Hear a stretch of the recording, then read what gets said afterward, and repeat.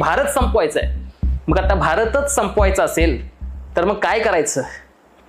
तर हिंदूंनाच मारायचं आणि या भारतात सांगायचं की होय बघा तुम्ही हिंदू आहात तर आम्ही तुम्हाला मारतोय.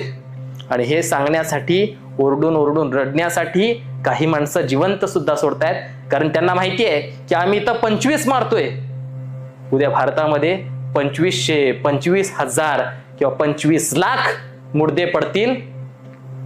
कारण इथे एकच गरजेचं आहे, फक्त इथं जातीय द्वेष निर्माण करायचा. यांच्यामध्ये तर सगळ्या जातीची, सगळ्या धर्माची, सगळ्या वर्णाची माणसं एकत्र राहतात.